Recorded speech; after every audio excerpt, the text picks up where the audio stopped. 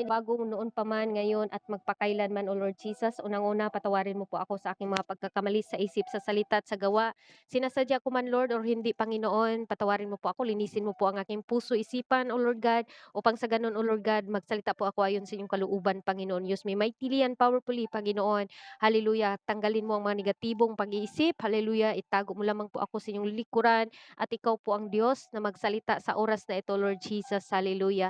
Hallelujah. I-bless mo po ang BR na ito, ang Pearl Tambayan ni Sister Jessica at Brother Reid at sa mga admins dito at sa mga buong ah, praise the Lord, hallelujah, sa mga kapatiran ko na nandito, O Lord God, patuloy mo silang pagpalain, hallelujah, wag mo silang pabayaan, Panginoon, na anumang mga gawa ng kaaway, mga distraction, O Lord God, patuloy mo po silang pigilan, Panginoon, hallelujah, Jesus, na hindi po kami madistract sa aming pag-aaralan ngayon, hallelujah, Lord Jesus. Maraming salamat, we claim victory and we claim revival in Jesus' name, we pray, amen and amen. Praise the Lord, hallelujah. Salamat po sa ating Panginoon, mga kapatid. Time check po tayo, 12:33. And nasa March 24 na po tayo, mga kapatid. Ilang araw na lang mag-April na, no? Mag-April na tayo. At mag 2 months na tayo dito, mga kapatid. Praise the Lord, hallelujah. At nakakagalak sa ating puso, mga kapatid, na muli nandiyan kayo at nandito rin ako, no? Hallelujah. At ang ating pag-aralan about po sa buhay, mga kapatid, no? Ito po yung buhay. Alam po natin na ang hininga, ang Diyos po kumuha ng alabok sa lupa at hininga niya, no? Unang-una, hinulma po niya, mga kapatid. Kaya yung paghulma niya kay Adan, kumbaga, mga kapatid, ah, talagang hinulma niya bilang isang tao, mga kapatid. No, paki-mute po ako sa na hindi naka-mute diyan. Amen. Sister Jessica, ikaw ay hindi naka-mute or baka nagamit yung cellphone or yung naiwan. Okay. Praise the Lord. Narinig pa ba ninyo ako, mga kapatid? Medyo may sapaw-sapaw, no? Amen. Hallelujah. Ayan, salamat Sis Jeline. Hallelujah. Praise God. Ano ang buhay? Thank you sa pag-mute. Mahal kong kapatid Jessica. Ayan, Jessica Soho. Kung may Jessica Soho tayo sa TV, meron din dito sa Pearl Tambayan. Ayan. Praise the Lord. Hallelujah. Dadako po tayo, mga kapatid. Ano ang buhay? Ang buhay ay isang katangian, no? Isang katangian ng Diyos. Amen.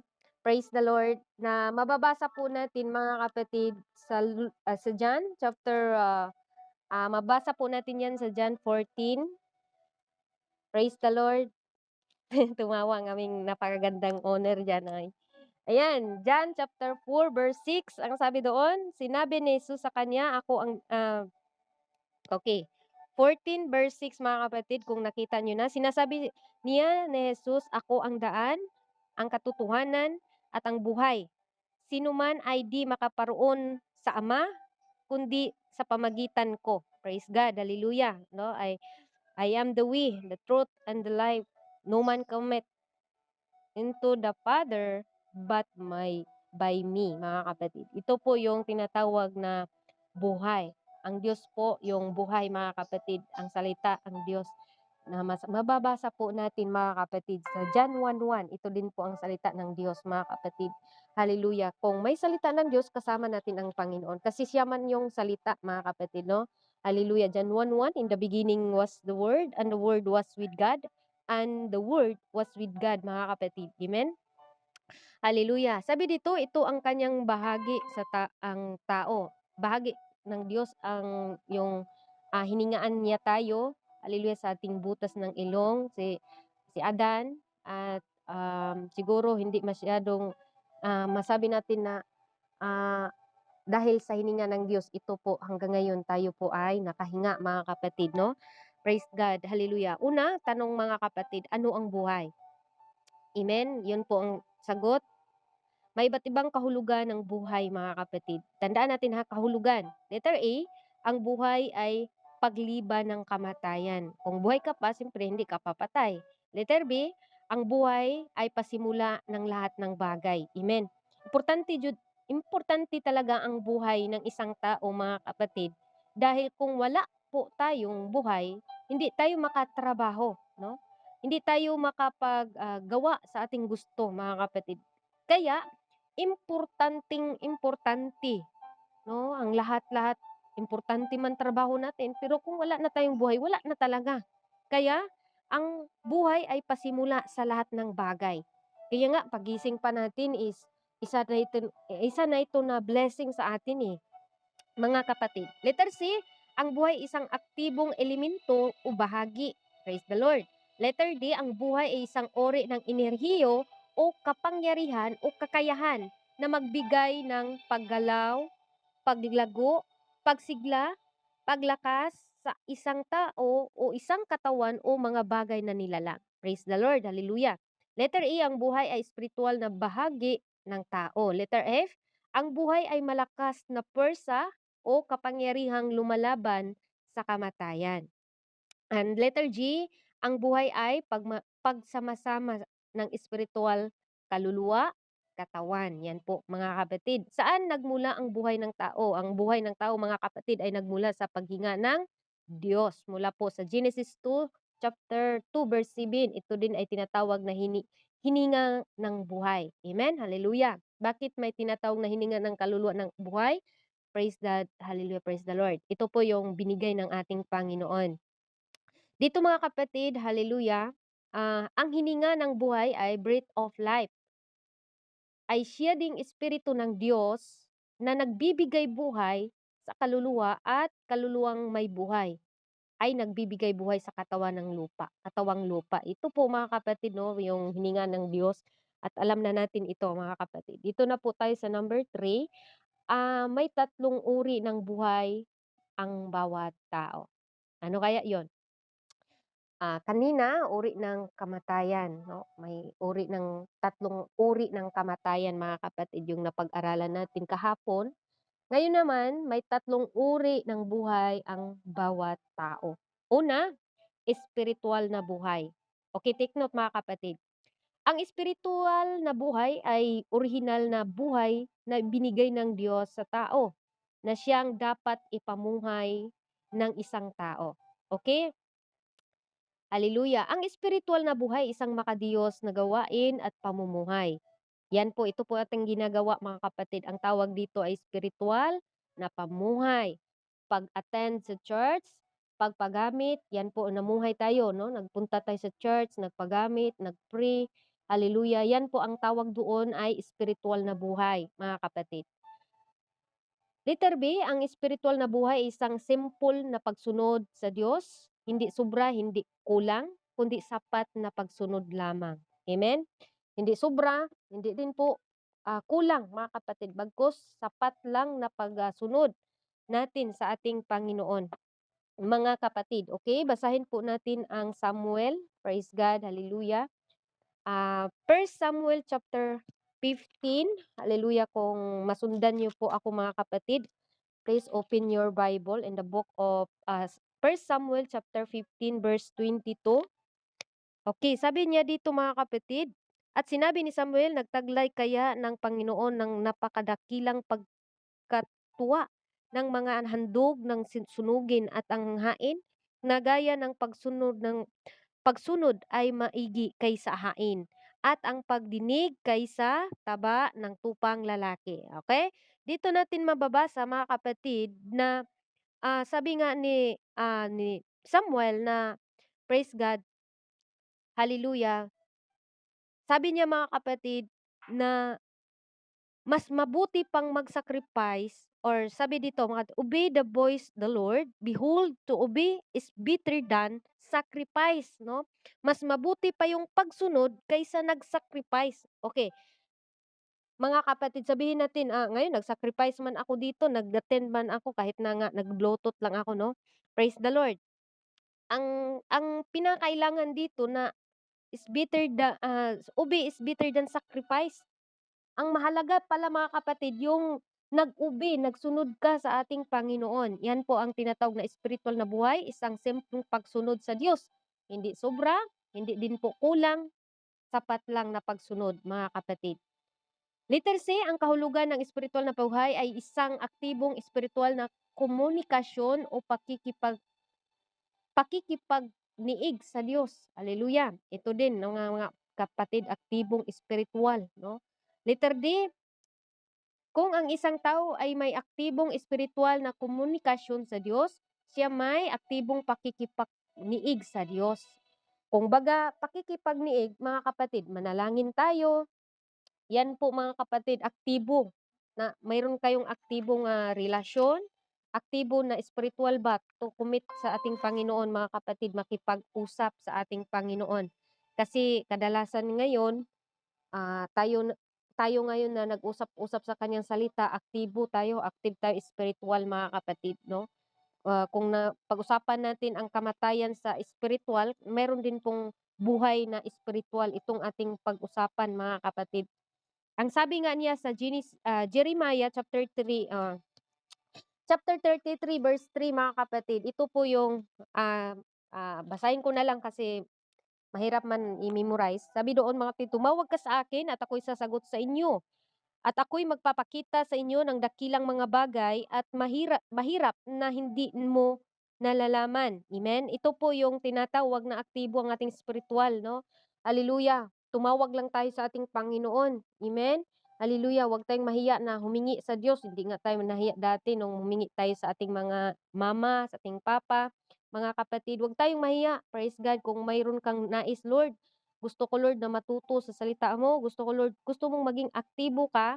Aktibo tayo mga kapatid. Hallelujah. Huwag tayong maghiya, humingi sa ating Panginoon sa pamagitan ng panalangin. Sabi pa niya mga kapatid, hallelujah, sa Matthew chapter 7 verse 7, hallelujah, magsihingi kayo at kayo'y bibigyan. Magsihanap kayo at kayo'y mangagkasumpong. Magsituktok kayo at kayo'y bubuksan. Amen? Hallelujah. Isang promise po ng Diyos sapagkat ang bawat humihingi, no? Sapagkat ang bawat humihingi, sabi niya, ay tumatanggap at ang humahanap ay nakakasumpong at ang tumutuktok ay binubuksan. Praise the Lord. Hallelujah. Kaya kailangan lang natin mga kapatid na humihingi or hihingi tayo sa ating Panginoon. Ano ba ang pangangailangan natin? Humingi tayo sa Kanya mga kapatid dahil ang Diyos po ang nagbibigay sa lahat. Amen? Hallelujah. Another verse mga kapatid, Isaiah 65 verse 24, ang sabi niya dito, praise the Lord, at mangyari na bago, praise God, at mangyari na bago sila magsitawag, sasagot ako.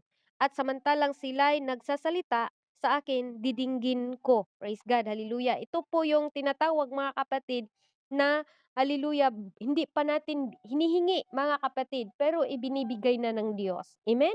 Hallelujah, nakakasarap, no? Masarap talaga pakinggan. Ang letter A, ngunit kung ang isang tao ay patay ang espiritual na buhay, siya ay walang komunikasyon sa Diyos, kasalanan. Ibig sabihin, ang naging patay ang isang tao, mga kapatid, kung ang isang tao may kasalanang natira sa kanya, no? Wala siyang komunikasyon sa ating Panginoon spiritually. Amen? Hallelujah.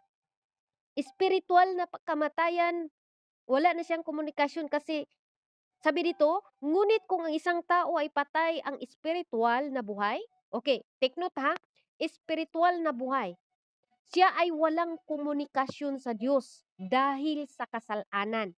At mababasa natin sa Isaiah 59, mga kapatid, 59 verse 2. Okay, basahin ko to ulit mga kapatid. 59 verse 2, kundi pinapahiwalay ng inyong mga kasamaan, kayo ay inyong Diyos, at ang inyong mga kasalanan ay siyang nagpakubli ng kaniyang mukha sa inyo, upang siya ay huwag makinig. Amen? Hallelujah. Ito po yung tinatawag mga kapatid na hindi pala pinapakinggan ng Diyos ang taong makasalanan, no? Masasabi natin ngayon, Sister Jeannie, bakit siya lagi, hindi man sila nagsimba, pero bakit sila ay mayaman, maraming mga ari-arian? Hallelujah. Mga kapatid, hindi tayo mag-base sa mga tao ngayon na wala man silang time sa Panginoon, pero pinayaman sila. Hindi din ang Lord nagbigay sa ang kaaway din nagbigay din 'yan mga kapatid ng pagpapala, no? Hallelujah. Tingnan lang natin kung paano niya nakuha yung pagpapala na yun, no? Praise God. May mga tao ngayon na grabe talaga yung effort nila, pagtrabaho mga kapatid, Praise the Lord, para lang makuha ang kanilang gusto. Yes, nakuha nila pero patay sila spiritually. Wala silang relasyon sa Diyos. Amen. Wala silang komunikasyon sa ating Panginoon. Kaya ang tawag doon mga kapatid, mga patay. Hallelujah, patay spiritually. Amen. Hallelujah. Another verse mga kapatid na basahin natin, dito po natin mababasa sa First Peter. First Peter chapter 4 verse 6, ang sabi niya dito, 4 verse 6 mga kapatid. Sapagkat dahil dito, ipinangaral na maging sa mga patay ang ibanghilyo, upang sila ayon sa mga tao na laman ay maghahatulan datapwat magbuhay sa espiritu ayon sa Diyos. Ang maganda dito mga kapatid, hindi ibig sabihin na 'pag may patay, 'di ba, nangaral din mga pastor, saka pa makarinig yung mga ang ibig sabihin dito ni Apostol Peter na patay, yung patay spiritually, 'no? Patay spiritually, walang tunay na relasyon sa Diyos. Buhay ka physically, mga kapatid, pero wala kang relasyon sa Diyos, hindi ka man lang nag-pray, hindi ka man lang nag-devotion. Hallelujah. Ito po yung ibig sabihin na ipinangaral ni Apostol Peter. Sapagkat dito ay pinangaral na maging sa mga patay na ang ebanghelyo. Ang ebanghelyo para talaga yan sa mga taong patay spiritually. Amen? Hallelujah. Upang sila, ayon sa mga tao sa laman at maghatulan datapwat mabuhay sa espiritual ayon sa Diyos. Praise the Lord. Buhay sila sa physically, pero sa spiritually patay, mga kapatid. Yan po ang una, mga kapatid, amen, na spiritual na buhay, mga kapatid. Ang salita or ang ebanghelyo ng Diyos nagiging buhay sa atin. Amen? 'Di ba pag narinig natin, nanghina tayo, narinig natin ang salita ng Diyos, bigla tayong nabuhayan, mga kapatid. Amen? Number 2, pangalawa mga kapatid, na physical or uri ng buhay ng bawat tao. Pangalawa mga kapatid, physical na buhay. Ang physical na buhay ay merong buhay na walang hanggan noong panahon nila Adam at Eva. Ngunit ito din ay ginagambala ng kasalanan. At ito din ay nagdulot ng karamdaman, kahirapan, pagkakaroon ng edad o taon ng buhay at kamatayan. Doon nagsisimula mga kapatid ang ginagawa nila Adan at Eva, no? Nung nagkakasala sila mga kapatid sa buong daigdig. Hallelujah, doon sa doon sa Garden of Eden, mga kapatid. Letter B, ang physical na buhay ay may panglupa o buhay dito sa daigdig. Ito yung katawan natin, mga kapatid. At ito din ay sa pamagitan ng pagtrabaho, pag-aaral, at iba pa, mga kapatid. Ano pang ginagawa sa ating physical na buhay? Minsan nag-abroad, no? Hallelujah. Yung iba, bumalik na sa Pinas. Abroad naman, yun ang physical na buhay natin. Routine, trabaho, tulog, kain, trabaho, tulog, kain, pasyal, punta sa mall. Yan ang physical na buhay. Bili ng mga mahaling mga gamit pagdating ng sahod. Yan po yung tao na nakatanggap ng mga salary, mga kapatid, no?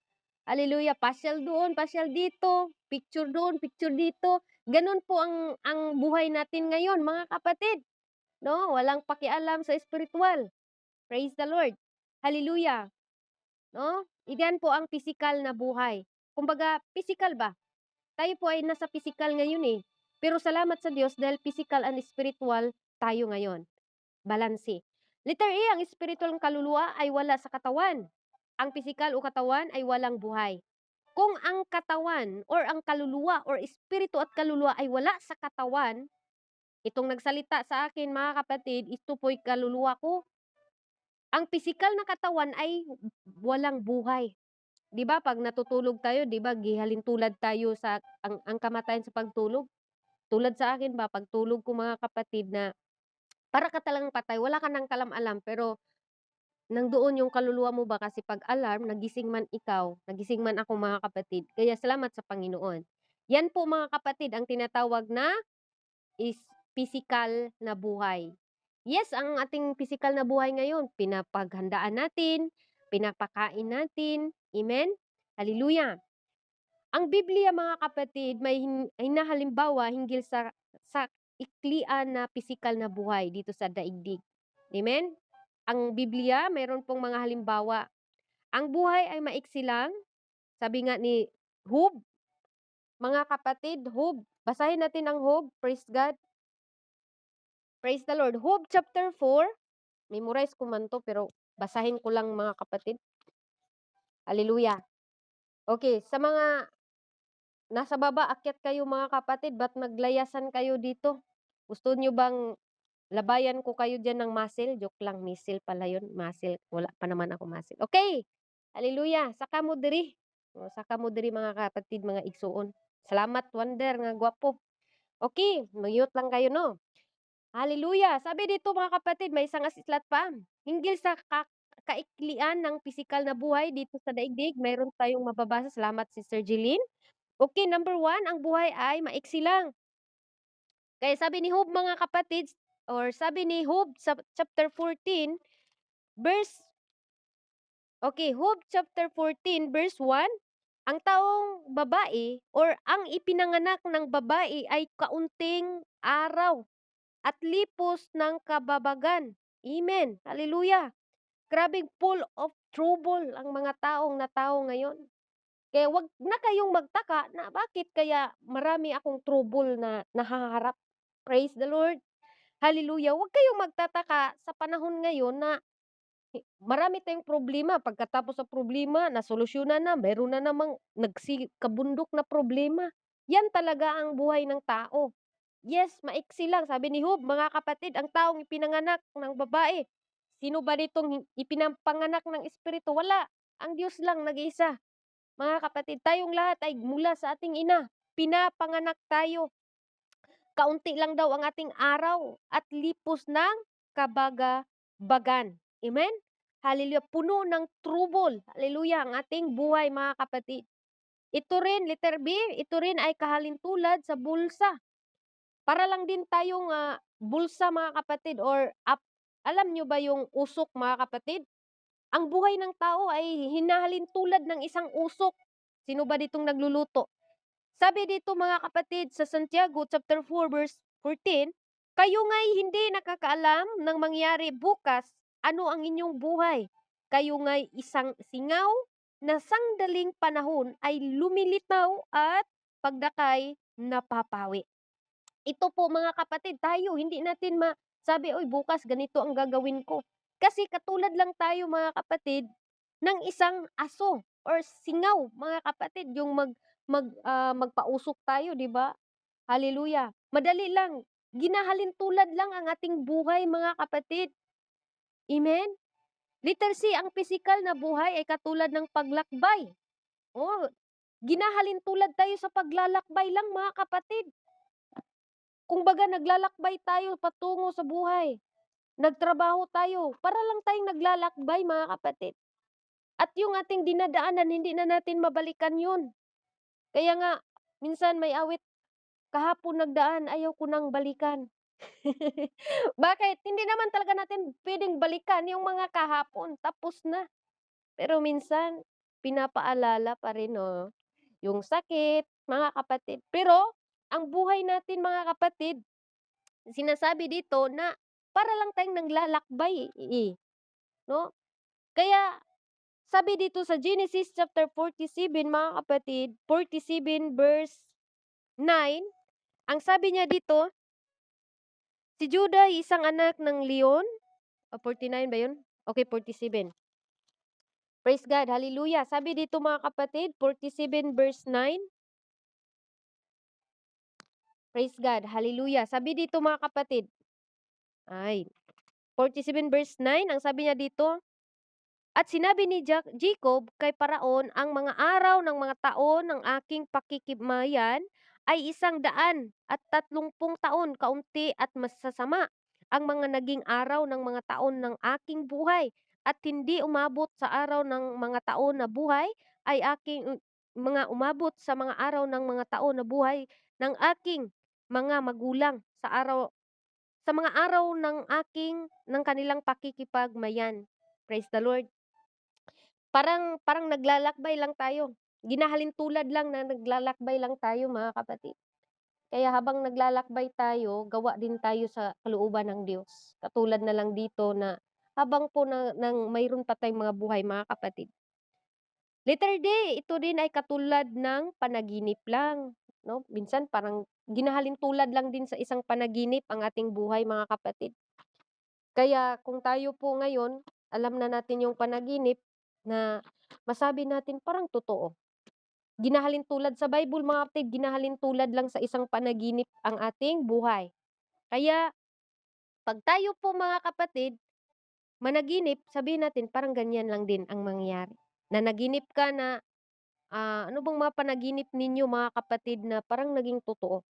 Katulad sa'kin kanina 'no, mga kapatid na pasarap talaga, napakasarap yung panaginip ko talaga mga kapatid na naliligo ako sa isang ano, mga kapatid, shower ba na ang ganda, parang parang feeling ko sarap doon mag-shower-shower mga kapatid. Pero bigla akong nagising 'no, kasi gusto ko pang lumilipat sa ibang shower na napaka-ano ng tubig mga kapatid, napakalinaw sa tubig, talagang napakasarap nag-shower talaga ako. Sa panaginip ko lang 'yun. Pero 'di ba, ginahalintulad pala tayo sa isang panaginip mga kapatid. Haleluya, ang ating buhay. Kaya 'wag tayong masyadong mag-stress dito sa mga problema. 'Wag tayong masyadong malungkot sa mga 'wag niyo masyadong isipin yung mga problema kaya nagka-wrinkles tayo. Nagka-ano tayo mga kapatid, wrinkles, hindi nakatulog kasi laging problema, utang, mayroon akong bayarin, meron akong mga kailangan ko talagang, ma-fulfill ang araw na ito kasi kailangan ko ng pera ng ganitong halaga. Mga kapatid 'no, praise God, 'wag nating i-stress ang ating sarili. 'Wag nating patayin sa mga problema. Amen? Hallelujah. Dahil katulad lang isang panaginip. Kaya buhay tayo, magsaya tayo, maging thankful tayo, maging contentment tayo sa binigay ng Diyos, 'no? Kaya ang iba hindi naging thankful kasi nga kulang sa kanila yung natanggap, mga kapatid. Pero tayo, hallelujah, hindi ka binabayaan ng Diyos. May hininga tayo, hanggang may hininga tayo, may buhay tayo. Gawin natin yung nararapat sa Diyos, 'no? Awit 73 verse 20, mga kapatid, ang sabi niya dito, "Ang panaginip sa pagkagising, sa gayon, O Panginoon, panggumising ka, iyong hahamakin ang kanilang larawan." Oh, halintulad tayo sa isang panaginip lang. Next, letter A, ito ay katulad ng anino. Oh, 'di ba ang buhay natin, ginahalintulad din sa mga anino lang mga kapatid.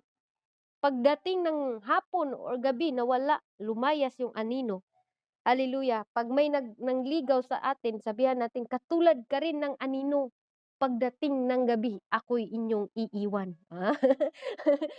Mga kapatid 'no, gano'n din ang buhay natin mga kapatid 'no, hallelujah. Kaya sabi nga nila mga kapatid, biglang naglaho 'no, hallelujah. May awit sa mga pansanlibutan mga kapatid na daw nahugno, nahunlak ang inlang himaya. Dahil nabigla mga kapatid. Gano'n talaga ang buhay. Ngayon mahal ka, bukas hindi na, may iba na. Oh, gano'n mga kapatid. Pero kung true love mo ang Diyos, masaya ka habang buhay. Amen? Masaya tayo. Masaya ba ang taga GCAP? Yes, masaya. Taga Pearl Tambayan, masaya po ba? Kaway-kaway kayo diyan mga kapatid. Dahil bihira lang po nating mapakinggan dito ang salita ng Diyos, mga kapatid. Dapat nandun yung ating kasayahan lagi, mga kapatid, habang napakinggan natin ang salita ng Diyos.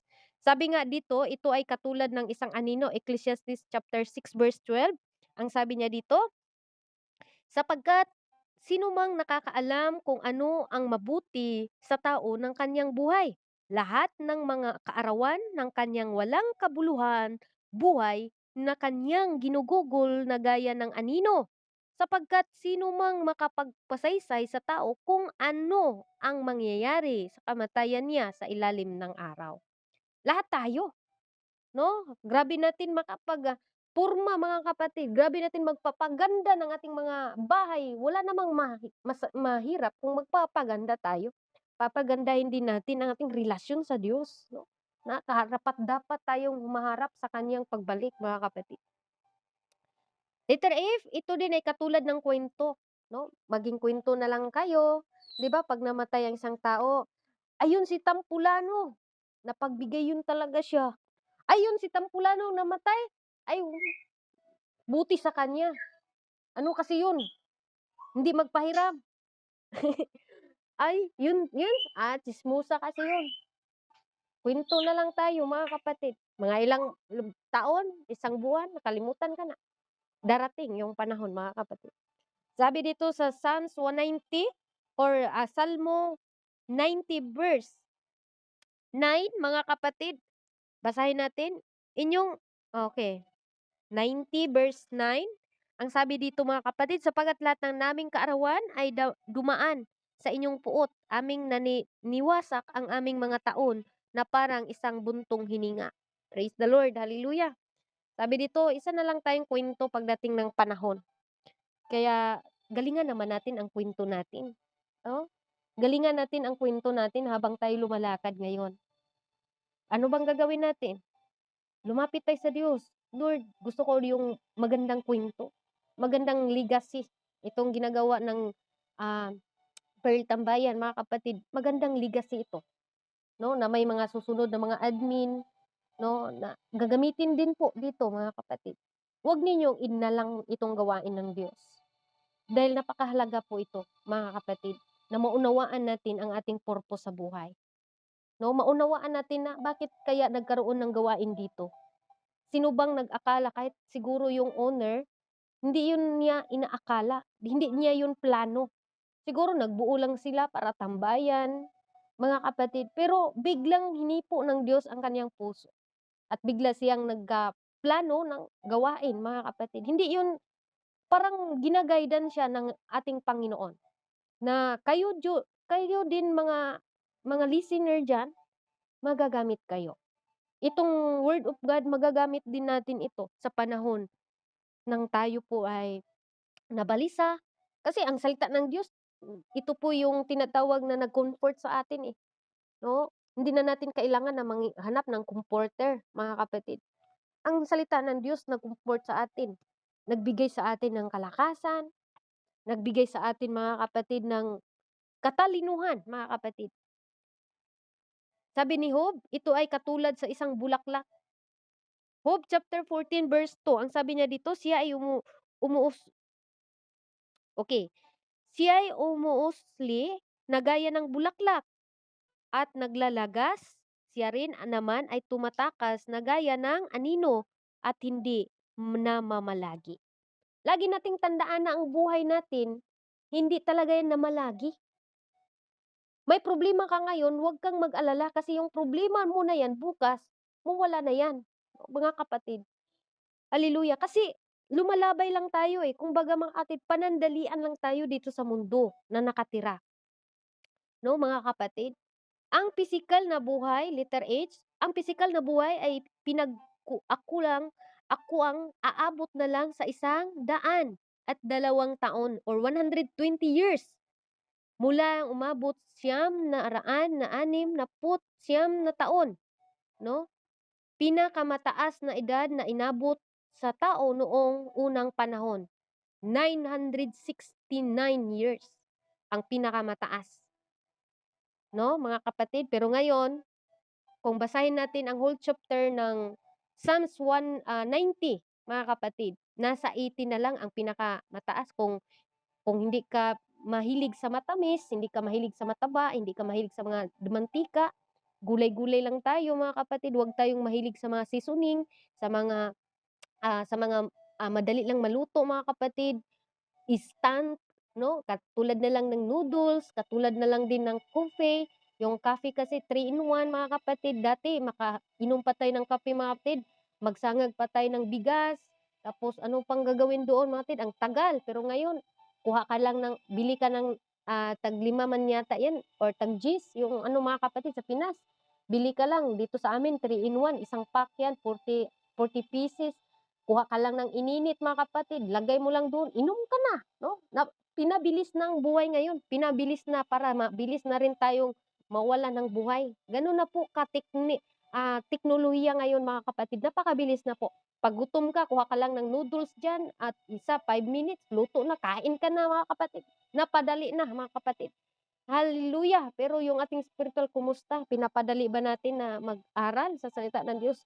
Kailangan talaga natin mga kapatid na tandaan natin ang buhay ng tao, ah, ito na po ngayon ay hanggang 70, 80 to 100. Sabi dito, tandaan kung lumagpas ng 120 years ayon sa pangako mula ng Genesis 6:3 ay na malinaw na ito ay biyaya ng Diyos sa kanya. 'No, kung maabot pa tayo ng 120 mga kapatid, pero ngayon 40 years old na mga kapatid or 40 years old pa, hallelujah, sakit na ang tuhod, sakit na ang hawak, marami ng karamdaman, may rayuma na, may diabetes na, 'no? Hallelujah. Hallelujah. No, mga kapatid, dahil yan sa inyong kapabayaan, sa ating pabaya, mga kapatid. Kaya kung gusto ninyong umabot kayo ng 120, aw, huwag kayong maligo 'pag pagod kayo, 'no? Huwag kayong maligo. Ingatan ninyo yung katawan. Ingatan natin, kasali ako. Sabi dito, amen. Hallelujah. Ngunit ang karaniwang inaabot ng pisikal na buhay ay 70 taon hanggang 80 taon, 70 to 80 lang years. Hallelujah. Mababasa natin sa Awit chapter 90 verse 10. Ito ay dahil sa kahirapan o kababagan. Hallelujah.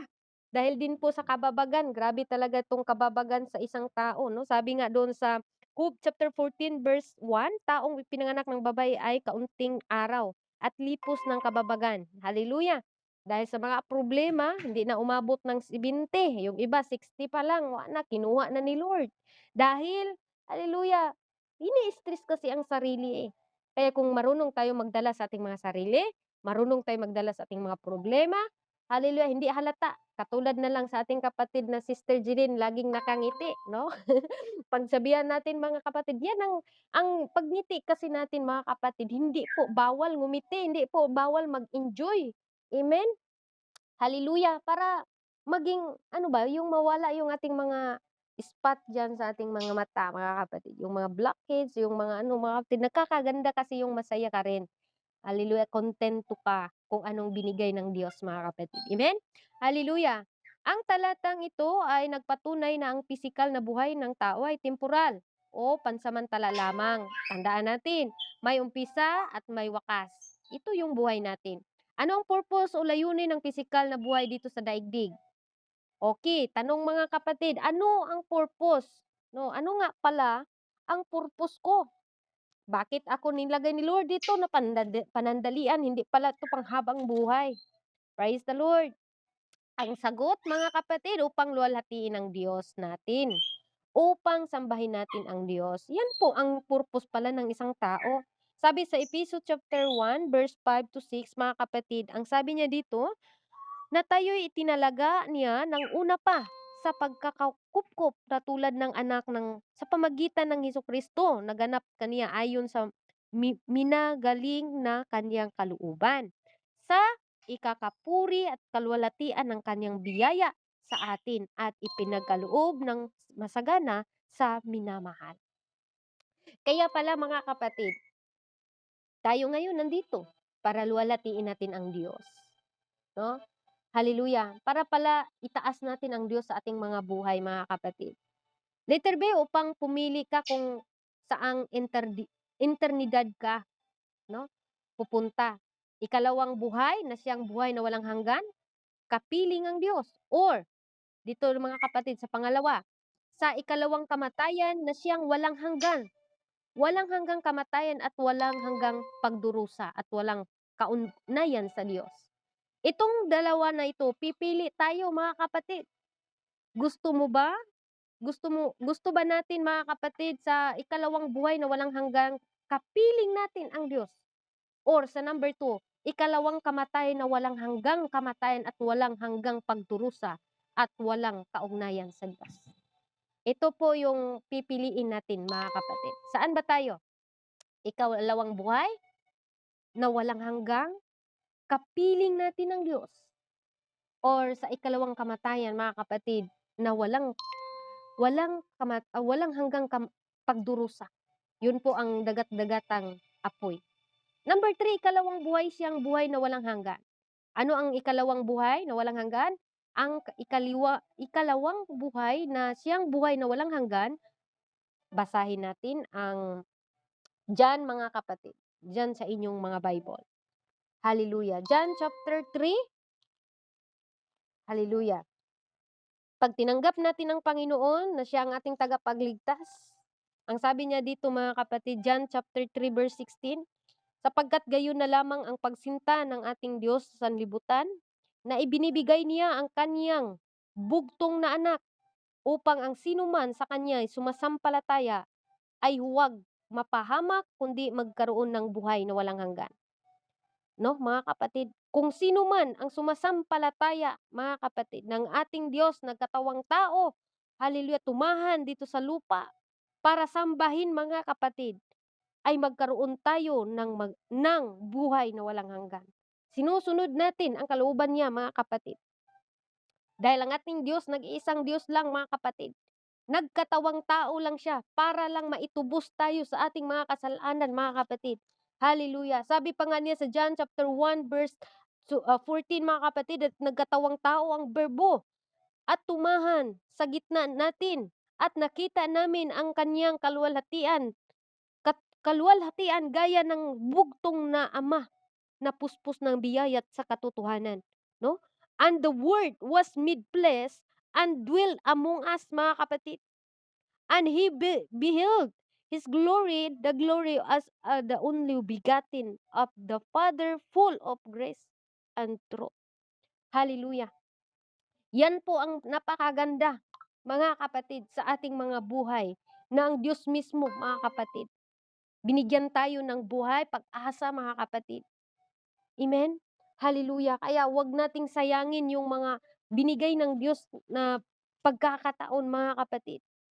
Sabi nga doon sa Romans chapter 6, mga kapatid, verse 23, hallelujah. Ang sabi doon, mga kapatid, hallelujah, for the wages of sin is death, but the gift of God is eternal life through Jesus Christ our Lord.